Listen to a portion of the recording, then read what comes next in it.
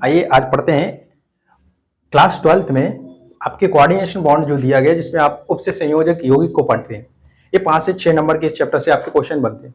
तो इसमें से कुछ टॉपिक को आज पढ़ने वाले हैं, जैसे आईयूपीएसी नाम हुआ, लिगेंड के बारे में जानने वाले हैं, लिगेंड क्या होता है, और संकुल जिसे बोलते हैं उपसे संयोजक यौगिक या संकुल आपका क्या होता है, कॉम्प्लेक्स जिसको बोलते हैं वो क्या होता है, कोऑर्डिनेशन बॉन्ड्स क्या होते हैं, उनको कैसे पहचानेंगे, कितनी संख्या है, किसमें कैसे निकालेंगे, इन सभी के बारे में आज इस वीडियो में जानने वाले हैं। चलिए आइए वीडियो को शुरू करते हैं। देखिए सबसे पहले हम शुरुआत करते हैं कि आपको जानना क्या है कि इसमें जो उपसे संयोजक यौगिक होते हैं वो क्या होते हैं। देखिए जब क्या होता है किसी एक बिलियन में कोई अलग दो प्रकार के, दो या दो से अधिक साधारण आणविक अनुपात में जो लवण मिलाए जाते हैं उनसे एक क्रिस्टलीय ठोस प्राप्त होता है जिसे बोला जाता है योगात्मक यौगिक। इसको क्या बोलते हैं, योगात्मक यौगिक। ठीक है, उसी को बोला जाता है आपका उपसे संयोजक यौगिक। उसमें केंद्रीय धातु परमाणु मिलेगी जो कि डी ब्लॉक का होता है।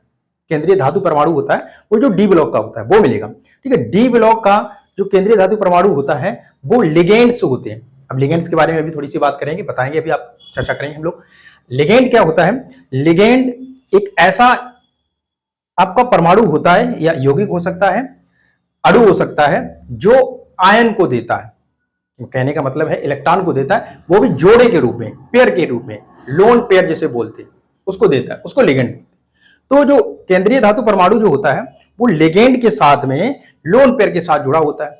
ठीक, तो लिगेंड के साथ में लोन पेयर के साथ में जुड़ा होता है और बड़े कोष्टक में लिखा होता है, जैसा कि आप इधर देख पा रहे होंगे। देखिए अगर बात करें तो ये आपका क्या है, केंद्रीय धातु परमाणु है। केंद्रीय धातु परमाणु का मतलब जो आपका डी ब्लॉक का तत्व होगा। यहाँ केंद्रीय धातु परमाणु में आपके डी ब्लॉक के तत्व मिलेंगे। ये क्या है, इसको बोलते हैं सेंट्रल मेटल एटम, केंद्रीय धातु, ठीक है, परमाणु। ठीक है, सेंट्रल मेटल एटम बोलते हैं। ये इसके साथ में कोष्टक के अंदर जो चीज लिखी होती है उसको बोलते हैं लिगेंड। लिगेंड, ठीक है, ये लिगेंड, ये ही लोन पेयर दे रहा होगा इसको, मतलब ये CN जो है वो इस Fe को लोन पेयर दे रहा होगा। अब कितने दे रहा होगा अभी उस पर भी बात करेंगे। ठीक है, इस प्रकार से देखेंगे, इसको पहचानेंगे इसमें। ठीक है, ध्यान रखेंगे हमेशा, इसको क्या बोलते हैं, केंद्रीय धातु। ये हमेशा डी ब्लॉक का मिलेगा आपको, और ये CN है आपका, जो ये लिगेंड्स होते हैं। CN की जगह पर और भी बहुत सारे लिगेंड्स होते हैं जो आपके लिगेंडों को भी अभी पढ़ेंगे कितने प्रकार के होते हैं, चार्ज के आधार पे और उसके साथ साथ जो है आपके तंतुकता के आधार पे। अब ये आपके इसको हो गया पहचान। ठीक, अब थोड़ी सी और चीजों को समझ लीजिए। देखिए इधर अगर आपके ये पूरा संकुल जो है इसी को बोलते हैं कोऑर्डिनेशन कंपाउंड या संकुल यौगिक या उपसे संयोजक यौगिक। ये कोष्टक में जो बड़ा पूरा लिखा हुआ है सब, ठीक है, इसको ध्यान रखेंगे। ठीक है, अब ये पूरा क्या है आपका कोऑर्डिनेशन कंपाउंड हो गया। ये आपका क्या कोऑर्डिनेशन कंपाउंड इसलिए क्योंकि यहाँ पर कोऑर्डिनेशन बॉन्ड जो है आपके यहाँ पर बन रहे हैं इसके अंतर्गत Fe और CN के बीच में। ठीक है, अगर ये नेगेटिव होगा तो इसके आगे कुछ जुड़ा होगा, कोई पॉजिटिव पदार्थ। ठीक है, अगर ये पॉजिटिव होगा तो इसके पीछे कुछ जुड़ा होगा। ठीक है, पहचान ये क्या है, अगर आगे कोई चीज इसके लगी हुई है तो ये नेगेटिव पार्ट है। ठीक है, और अगर इसके पीछे कोई चीज लगी हुई है तो ये पॉजिटिव पार्ट है। ये इसकी सिंपल सी पहचान हो गई इसकी। ठीक है, ये सिंपल सी इसकी पहचान हो गई। अब आप थोड़ा सा ये देखेंगे इसमें क्या कि इनके जो नामकरण करने हैं, हमें जो इनके नामकरण करने हैं उनमें आपको कुछ चीजों की आवश्यकता पड़ेगी। पहला तो आपको क्या करना पड़ेगा कि लिगेंड्स के बारे में जानकारी होनी चाहिए कि लिगेंड कितने हो सकते हैं, कौन कौन से लिगेंड्स होते हैं उनके बारे में जानकारी होनी चाहिए।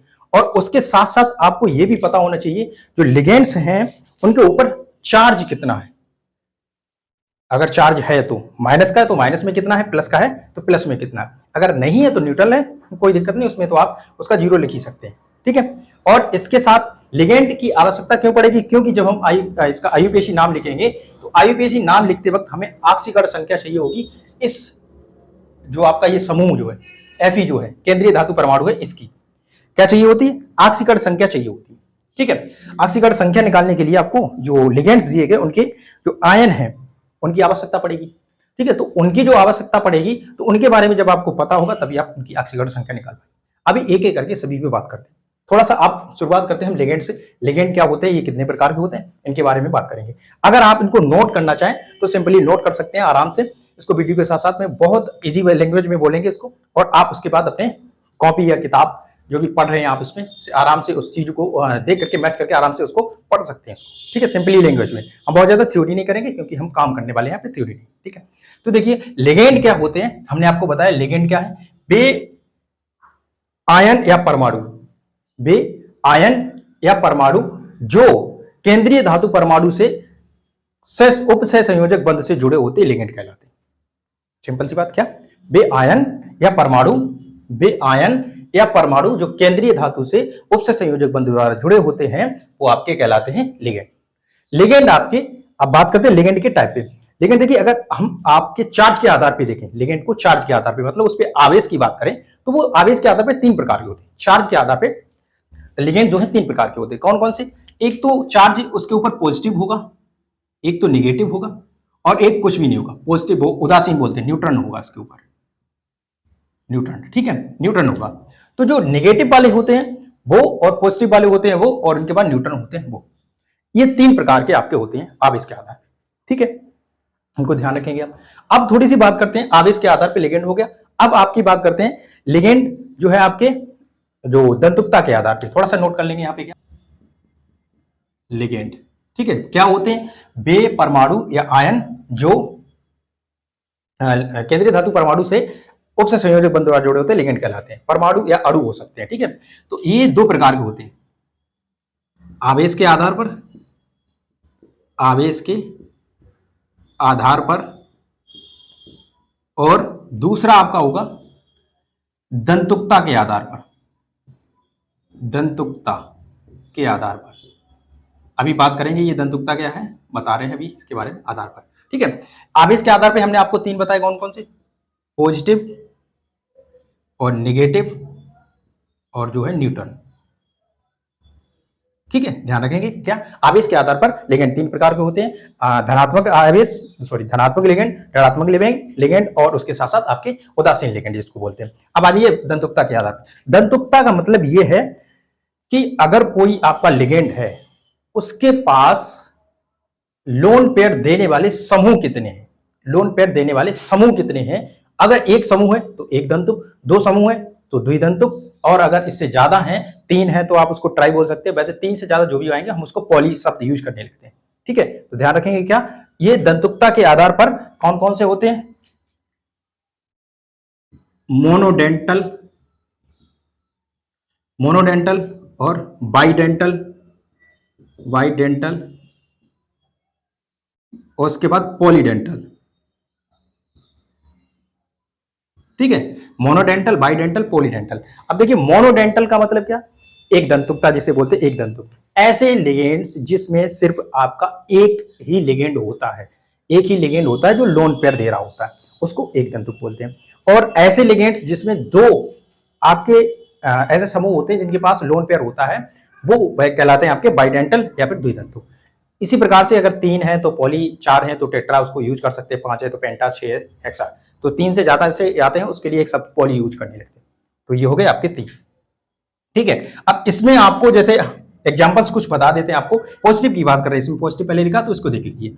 जैसे पॉजिटिव में आपका आता है NH4, इसके ऊपर पॉजिटिव चार्ज होता है, उसके साथ साथ आपका क्या हो जाएगा H3O प्लस, ठीक। इस तरीके के जो भी आपके प्लस चार्ज वाले लिगेंड्स होंगे वो सारे के सारे पॉजिटिव हो जाएंगे। नेगेटिव की बात करें, नेगेटिव में आप बहुत सारे आपको पहले से पता होंगे, जैसे NO2 नेगेटिव होता है, CN नेगेटिव होता है, और आपका OH नेगेटिव होता है। ये सारे के सारे कैसे होते हैं, नेगेटिव। न्यूट्रन वाले जिसके ऊपर कोई नहीं होता, जैसे H2O NH3, ठीक है, तो इनके ऊपर कोई भी चार्ज नहीं, तो ये कैसे है, न्यूट्रन है, आपके उदासीन है, ठीक है। तो ये उदासीन वाले आपके हो जाएंगे, ठीक। इसी प्रकार से आप इधर देख लीजिए, मोनोडेंटल और बाइडेंटल और पॉलीडेंटल्स के जो आपके हो जाएंगे कंपाउंड्स, वो क्या है। देखिए जैसे अगर हम इनमें से कोई से भी लिगेंड्स लेते हैं जिसमें आपका एक समूह होता है लिगेंड देने वाला, एक लिगेंड उपस्थित होता है, ठीक है, एक कोई समूह लें, जैसे हमने यहां लिख दिया CN, Br, ये सारे के सारे क्या है, पहले ही से सिंगल है, तो इसमें 2 होने की कोई संभावना नहीं, ठीक। तो ये सिंगल वाले जितने भी आपके होंगे आयन के रूप में जो भी लिखे होंगे वो सारे के सारे कैसे होते हैं, आपके एक दंतुक लिगेंड होते हैं, ठीक। 2 दंतुक लिगेंड कैसे होते हैं उसको देख लीजिए। जैसे हम यहाँ लिख दें, एक आपका है CH2 और यहाँ पे NH2, ठीक है। अगर हम बात करें इसमें, अगर आपका लोन पेयर नाइट्रोजन से जा रहा है तो सिर्फ नाइट्रोजन से, ब्रोमीन जैसा जा रहा है तो सिर्फ ब्रोमीन से, इसके अलावा कोई और समूह इसके पास ब्रोमीन के पास नहीं है जो लोन पेयर देगा। अगर यहाँ एक NH2 समूह ये है, एक NH2 समूह ये है, दो समूह है एक ही सूत्र में, तो ये आपका हो जाएगा बाइडेंटल। ठीक है, क्या हो जाएगा? बाइडेंटल। ठीक, इसका नाम होता है एथिलीन डाइएमीन, एथिलीन डाइएमीन। ठीक है, इसका तीसरा एग्जांपल जैसे पॉली वाले में बहुत सारे, अब जैसे यही समूह है इसमें और समूह बढ़ जाए, यहां पर आप क्या करें, एक H को कम करें, एक और CH2 जोड़ करके NH2 जोड़ दें, तो वो आपके हो जाएंगे पॉलीडेंटल्स। ठीक है, क्लियर हुआ? यहां तक क्लियर हुआ? क्या मोनोडेंटल, जिसमें ऐसा आपका समूह जिसमें एक ही आपका लिगेंड उपस्थित हो, कहने का मतलब एक ही आपका लिगेंड उपस्थित हो। दूसरा जिसमें दो लिगेंड उपस्थित हो। तीसरा पॉलीडेंटल जो होता है जिसमें ये तीन या उससे ज्यादा हो तो उसे पॉलीडेंटल्स बोलने लगते हैं। इधर आएंगे आवेश के आधार पर, पॉजिटिव है चार्ज तो आपका धनात्मक लिगेंड हो जाएगा, अगर आपका नेगेटिव है तो ऋणात्मक लिगेंड हो जाएगा, और अगर आपका उदासीन है तो आपका वही उदासीन लिगेंड हो जाएगा। ठीक, ये लिगेंडों की पहचान हो गई। और इसके साथ साथ अगर आप चाहते हैं कि आपको पॉजिटिव और नेगेटिव और उदासीन की लिस्ट मिल जाए तो आप हमारे डिस्कशन बॉक्स में जाइए और वहां पर आपको टेलीग्राम चैनल की हमारे लिंक मिल जाएगी, जहां पर आपको ये इसकी PDF एक पड़ी होगी जिसमें आपके लिगेंड सारे के सारे होंगे, पॉजिटिव वाले, नेगेटिव वाले, और उसके सारे के सारे मिल जाएंगे। ठीक है, तो आप वहां से जाकर के सारी पूरी आप PDF ले सकते हैं उसमें। ठीक है, आइए आप थोड़ा आगे बात करते हैं। ये आपने लिगेंड के बारे में जान लिया। ठीक, लिगेंड ही मेन काम है इसका। ठीक, पॉजिटिव और नेगेटिव ये हो गया, और उसको आप जरूर जानें, उसको जो है टेलीग्राम पे जाकर के उस लिस्ट को जरूर देखें, क्योंकि अभी जरूरत पड़ेगी चार्ज की जब हम ऑक्सीकरण संख्या निकालते हैं उसके बाद। ठीक है, अब थोड़ा स्कोर अप करते हैं, आगे बढ़ते हैं। लिगेंड क्लियर हुआ, लिगेंड क्लियर हुआ। अब आ जाते हैं, थोड़ी सी बात करते हैं आपके ऑक्सीकरण संख्या पे, क्योंकि अब थोड़ा ध्यान देंगे यहाँ पर, जब हम नाम लिखते हैं IUPAC नाम लिखेंगे, इन कंपाउंड्स का, इन जो कोऑर्डिनेशन कंपाउंड्स है इनका नाम लिखा जाएगा, तो उसके लिए आपको ध्यान रखना। देखिए क्या, देखिए पहले अगर यहां पर कोई यौगिक है तो उसका नाम लिख देंगे हम, अगर यौगिक है तो उसका नाम लिख देंगे। फिर पहले लिगेंड का नाम, ठीक है, फिर उसकी लिखनी है लिगेंड के नाम के बाद वहां पर जो केंद्रीय परमाणु होगा उसका नाम, केंद्रीय धातु का नाम। ठीक है, फिर उसकी ऑक्सीकरण संख्या। ठीक है, उसके बाद अगर उसके बाद में कुछ लिखा हुआ है तो उसका नाम। ठीक है, संकुल के बाद जो भी लिखा हो, बाद वाले समूह का नाम। ठीक है, अगर संकुल से पहले कुछ है तो पहले उसका नाम, फिर लिगेंड्स का नाम, फिर आपकी धातु का नाम, फिर आपका जो ऑक्सीकरण संख्या होगी। मेन चीज आप ये समझ लीजिए, लिगेंड का नाम, अंदर ये जो चीज लिखी हुई, इससे लिखने के लिए आपको क्या करना पड़ेगा, पहले लिगेंड का नाम लिखेंगे, फिर उसके केंद्रीय धातु परमाणु का नाम लिखेंगे, फिर केंद्रीय धातु परमाणु की ऑक्सीकरण संख्या लिखेंगे। अगर उसके पीछे कुछ जुड़ा हुआ है तो उसका नाम लिख देंगे बाद में, ऑक्सीकरण संख्या लिखने के बाद। ठीक है, ऑक्सीकरण संख्या लिखने के बाद। ठीक है, हो गया। अब अगर पहले लिखा हुआ तो उससे पहले उसका नाम लिख देंगे। अब देखिए, चूंकि लिगेंड के बारे में आप जान चुके हैं, केंद्रीय धातु के बारे में आपको बता दिया है, और बाद में कुछ लिखा हुआ तो सिंपली जो आप नाम यूज करते हैं उसको पहले यूज करते हैं। जैसे क्लोराइड है तो क्लोराइड ही लिखा जाएगा, सल्फाइड है तो सल्फाइड ही लिखा जाएगा, सल्फेट है तो सल्फेट ही लिखा जाएगा। जो भी नाम बाद में होगा वो उसको वैसे ही लिखा जाएगा, लेकिन अंदर जो लिगेंड्स होते हैं उनको नाम लिखने का तरीका अलग होता है। वो आप जब लिस्ट को देखेंगे टेलीग्राम चैनल पे जाकर के तो आपको वहां पर मिल जाएगी। ठीक है, उसमें आपको पता लग जाएगा। जैसे हम बोलते हैं यहाँ पर क्लोराइड, यहाँ क्लोरीन को क्लोराइड पढ़ा जाएगा लास्ट में, लेकिन यही लिगेंड के रूप में अगर यूज होता तो इसको क्लोरिडो पढ़ा जाएगा। एमीन है तो एमिनो पढ़ा जाएगा इसको। ठीक है, साइनाइड है तो साइनो पढ़ा जाएगा इसको। ठीक है, ये तो हो गया इसके नाम पढ़ने के लिए। अब ऑक्सीकरण संख्या पे थोड़ी सी बात कर लेते हैं, क्योंकि ऑक्सीकरण के संख्या के बगैर इसका नाम पूरा होता ही नहीं है। अगर आपने पूरा नाम लिख दिया और ऑक्सीकरण संख्या नहीं लिखी तो ये आपका नाम गलत माना जाएगा। ठीक है, तो क्या करेंगे, सबसे पहले क्या करेंगे, ऑक्सीकरण संख्या के बारे में जानते हैं। ऑक्सीकरण संख्या इन्हीं में से बात करते हैं, इन्हीं की निकालते हैं, बात करते हैं इसमें। देखिए क्या निकालनी है ऑक्सीकरण संख्या। सबसे पहले तो आपको देखना है, अगर आपके आगे इसमें कुछ लिखा हुआ है तो वो पॉजिटिव चीज होगी, सिंपल सी बात है, क्योंकि आगे लिखा हुआ पॉजिटिव। ठीक है, नहीं पता है पॉजिटिव है या नहीं है तो आप देख सकते हैं के ऊपर, पोटेशियम के ऊपर पॉजिटिव चार्ज होता है। कितना चार्ज होता है, 1, लेकिन है कितने, 3। ठीक है, और मल्टीप्लाई 1 चार्ज होता है, प्लस का तो प्लस का लिख दिया। प्लस अब ये जो Fe है, चाहो Fe लिख दो या फिर उसकी जगह x लिख सकते हो आप, ठीक है। उसकी ऑक्सीकरण संख्या हमने मान ली है, उसकी ऑक्सीकरण संख्या वहां पर x मान ली है, ठीक है। और प्लस Cn कितने हैं 6, इसके ऊपर चार्ज कितना होता है -1 होता है, इज इक्वल टू, अगर इसके ऊपर कुछ चार्ज है तो आप बराबर में वो लिखोगे, अगर नहीं है तो बराबर में आप 0 लिखोगे, ठीक है। लेकिन उसके पहले ये देख लीजिए, अगर ऊपर चार्ज भी नहीं है और बाहर कुछ है तो आप इसको बराबर के उस साइड ही लिखते हैं, बराबर के इस साइड ही लिखेंगे, ठीक है। अभी उसमें लिखेंगे तब समझ लीजिए इसको, ठीक है। ये 3 प्लस x, ये -6 इज इक्वल टू 0, और यहाँ से 3 इज इक्वल टू, आप देखेंगे प्लस का 3 -3, तो यहाँ बचेगा क्या x इज इक्वल टू 3 हो जाएगा, ठीक है। तो इसकी ऑक्सीकरण संख्या कितनी निकल करके आई 3। इसी प्रकार से आप देखेंगे कि आपकी जो इस तरीके की इसके ऑक्सीकरण की संख्या निकालेंगे, उसको देख लीजिए कैसे निकालेंगे, ठीक है। तो देखिए लिखेंगे, इसको क्या करेंगे, इसकी जगह पर x कर देंगे और ये यहाँ प्लस लगाएंगे, और उसके बाद देखेंगे यहाँ समूह कितने हैं, तो इसके ऊपर ऑक्सीकरण संख्या होती है, सॉरी इसके ऊपर चार्ज होता है 0, तो 0 को कर देंगे यहाँ प्लस में, यहाँ पर लिखा हुआ 1, और Cl के ऊपर चार्ज होता है -1 इज इक्वल टू 0, तो x plus 0 -1 is equal to 0 is equal to 1 आ जाएगा इसकी ऑक्सीकरण संख्या। इसके अक्सर पहले आप जल एक्वा को लिखेंगे, तो एक्वा एक ही है तो यहाँ लिख देंगे एक्वा, उसके बाद साइनो,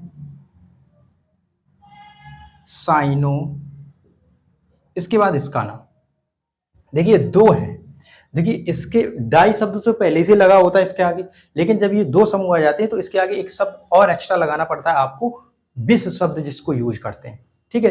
बिस ट्रिस ये यूज करते हैं, तो 2 के लिए बिस, 3 के लिए ट्रिस यूज किया जाता है, ठीक है। तो ध्यान रखेंगे इसमें, क्योंकि इसमें पहले से डाई शब्द होता है, इसलिए इसके लिए अलग से आप शब्द यूज करेंगे बिस, क्या करेंगे बिस, ठीक है। और इसका नाम लिख देंगे बिस, वही जो आपको बताया ethylene diamine, ethylene diamine, ठीक। ये तो लिगेंड्स के नाम हुए अभी। अब क्या करना है, लिगेंड्स के बाद आपको नाम लिखना होता है सेंट्रल मेटल एटम का, तो ये क्या है आपका कोबाल्ट, तो इसको क्या लिख देंगे कोबाल्ट।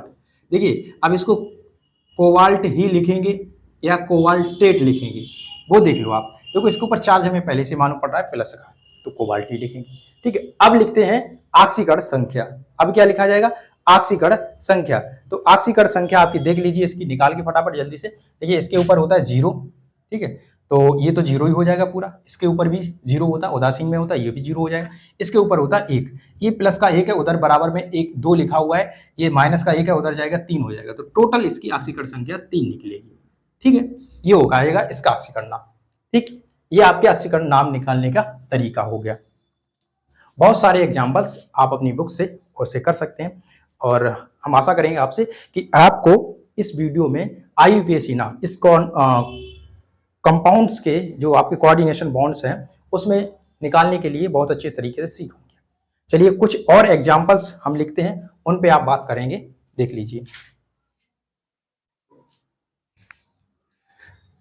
इसके कुछ और एग्जाम्पल्स हमने सिर्फ लिखे हुए, इनके IUPAC नाम लिखते हैं, इसको देखिए कैसे लिखेंगे, देखिए निकालते हैं। अब आप भी कोशिश करें इसको निकलेगा, क्योंकि आप कर चुके हैं, आप समझ चुके हैं, आपको समझ में आया होगा आपने कैसे करना है, ठीक है। तो देखिए इनकी शुरुआत करते हैं। देखिए इसके आगे अगर कोई चीज पॉजिटिव आई है तो इसका मतलब ये है कि ये पार्ट कैसा होगा नेगेटिव होगा, सिंपल सी बात, इसमें धातु जो भी होगी उसके लास्ट में आपको 8 शब्द जोड़ना पड़ा होगा, ठीक है। तो इसके लिए आप अगर नाम शुरू करते हैं, लिगेंड का नाम पहले लिखेंगे, और उससे पहले अगर बाहर कोई चीज लगी है तो उसको लिखेंगे पहले, ठीक है। देखो हाँ, ये चीज भी थोड़ा ध्यान रखेंगे कि जो आगे शुरुआत में जो चीज लगी होती है या जो लास्ट में जो लगी होती है चीजें, तो उनका नंबर लिखने की बताने की जरूरत नहीं होती है। जैसे 2 है तो डाई लिखना पड़ेगा, 3 है ट्राई, तो सिर्फ वो नहीं लिखना, आपको सिर्फ उसका नाम लिखना है। अगर पीछे भी लगा हुआ है, जैसे एग्जांपल मैंने इसमें भी लिखा हुआ है SO4 का होल थ्राइस, 3 है लेकिन आपको इसकी संख्या नहीं लिखनी है, आपको सिर्फ सल्फेट लिखना। वैसे यहाँ पोटेशियम आपका 2 है तो आपको यहाँ पर पोटेशियम डाई पोटेशियम नहीं लिखना, सिर्फ पोटेशियम लिखना है, ठीक है। तो ध्यान रखेंगे इसमें, यहाँ क्या करेंगे पोटेशियम, ठीक है। उसके बाद लिगेंड कितने हैं, लिगेंड का आपको लिखना है कितने हैं, ठीक है। लिगेंड आपके कितने हैं 4, तो यहाँ कर देंगे टेट्रासाइनो, ठीक है, टेट्रासाइनो। ठीक, उसके बाद आप आ जाएं धातु पे। देखिए हाँ, धातु पे सिंपल सी बात है क्या कि इधर अगर आपका कोई आगे यौगिक लगा, कोई कंपाउंड है आगे, कोई आपका एलिमेंट्स लगा है, तो ये नेगेटिव पार्ट होगा। जब ये नेगेटिव पार्ट होगा तो आप इसे लिखेंगे क्या, निकल की जगह पर निकलेट। ठीक है, अब उसके बाद ऑक्सीकरण संख्या निकाले फटाफट। ये प्लस का 2 रहेगा, ये माइनस का 4 रहेगा, तो प्लस के 2 माइनस के 2 उधर जाएंगे, सिर्फ माइनस का 2 बचेगा, तो इसकी ऑक्सीकरण संख्या आपकी 2 हो जाएगी। पूरा नाम हो जाएगा पोटेशियम टेट्रासाइनो निकलेट, ऑक्सीकरण संख्या 2 हो जाएगी। इस पे आ जाइए, इस पे देखिए क्या है, इसके आगे कुछ नहीं है, इसका मतलब इसके पीछे सल्फर डाई ये लगा हुआ है, सल्फेट लगा हुआ समूह, तो इसका मतलब ये पॉजिटिव चार्ज होगा, तभी तो नेगेटिव वाला जुड़ा हुआ है इसमें। तो आपको क्या करना है, इसके नाम में कोई भी चेंजमेंट नहीं करनी है, जैसा होता है सिंपली वैसे ही लिखना है। ठीक है, तो देखिए क्या करेंगे, सबसे पहले लिगेंड का नाम तो कितने हैं, 6, तो लिख दें हेक्सा एमीन, हेक्सा एमीन। इसके बाद आप लिखेंगे इसका नाम कोबाल्ट, कोबाल्ट। ठीक है, हेक्सा एमीन कोबाल्ट। उसके बाद ऑक्सीकरण संख्या टोटल देखिए कितनी निकलेगी, यहाँ पर आपका ये तो 0 ही हो जाएगा, ये टोटल आपके कितने हैं, SO4, SO4 के समूह कितने हैं आपके, 3 समूह दिए गए, लेकिन हमने कहा कि आपको जो SO4 समूह दिए गए बाहर 3, तो 3 का आपको मल्टीप्लाई करना है, मल्टीप्लाई करने के बाद इसको आपको बाहर लिख देना, इसका नाम लिख देंगे इसका। ठीक है, SO4 का। ठीक है, तो ऑक्सीकरण संख्या निकालेंगे कैसे, जैसे आपने पहले ही निकाली, तो सिंपली क्या करेंगे, CO की जगह पर लिख दें आप 0, और सॉरी X लिख लें, और उसकी अमोनिया की जगह पर आपका 6 × 0 हो जाएगा, और ये आपका जो SO4 का होल थ्राइस है, SO4 का जो होल थ्राइस है उस पे आपका हो जाएगा,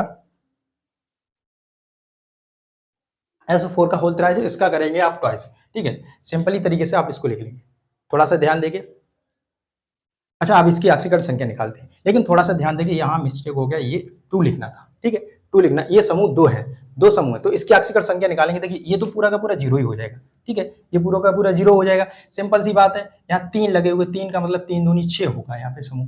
अब 3 लगे हुए, 3 दूनी 6 होगा, इसका मतलब ये है कि यहाँ पर 2x लिखा हुआ है। देखिए थोड़ा सा देख लें, इसकी निकाल के आप थोड़ा सा साइड में बता दें आपको, इसका मतलब है यहाँ पर 2x लिखा जाएगा, प्लस में अमोनिया कितने हो जाएंगे, यहाँ पे 2 गुने इसके अमोनिया हो जाएंगे, गुणे 0 हो जाएगा, और प्लस में ये आपका इतना ही रहेगा, 3 × माइनस का 2 इज इक्वल टू 0। ठीक है, तो यहाँ से 2x इज इक्वल टू, यहाँ से क्या हो जाएगा, माइनस का 6 बचेगा, ये तो 0 हो जाएगा, इक्वल टू 0, तो x बराबर में 6/2 इज इक्वल टू क्या निकलेगा, 3। तो इसकी ऑक्सीकरण संख्या जो है 3 रहेगी, 3 रहेगी। तो थोड़ा ध्यान देंगे, यहाँ पर 2 है, तो इसका आप इस तरीके से निकालेंगे। ठीक है, 2 है तो पूरा समूह आपका x भी 2 हो जाएगा, तो इसकी ऑक्सीकरण संख्या आप यहाँ पर लिख दें। ठीक है, कितना निकली थी, 3। ठीक है, 3 ऑक्सीकरण संख्या निकली थी, तो आपने लिख दिए 3 ऑक्सीकरण संख्या। उसके बाद इसका नाम लिख देंगे सल्फेट, सिर्फ ऐसे ही लिख देंगे सल्फेट। मैंने कहा देखो लास्ट में जो आपका आएगा समूह वो, और पहले जो आएगा उसके साथ में डाई वाई कुछ नहीं लगाना है, आपको सिर्फ वही लिखना है, उसकी संख्या क्या नहीं बतानी है, क्योंकि ऑक्सीकरण से ही पता लग रहा है कि उसकी संख्या क्या है, ऑक्सीकरण इसीलिए लिखा जा रहा है। और आगे की जो आपके जो नाम रह गए वो आप स्वयं लिखेंगे, प्रैक्टिस करेंगे उसकी। और हम आशा करते हैं आपको ये वीडियो में आपने IUPAC नाम लिखने सीखे होंगे, बहुत अच्छी तरीके से आपको समझाया मैंने, बहुत सिंपल लैंग्वेज में। अगर आपको वीडियो अच्छा लगा, चीज़ें समझ में आई, तो वीडियो को लाइक और सब्सक्राइब करें, चैनल को सब्सक्राइब कर लीजिए। मिलते हैं एक नए वीडियो में नए टॉपिक के साथ, करिए, धन्यवाद।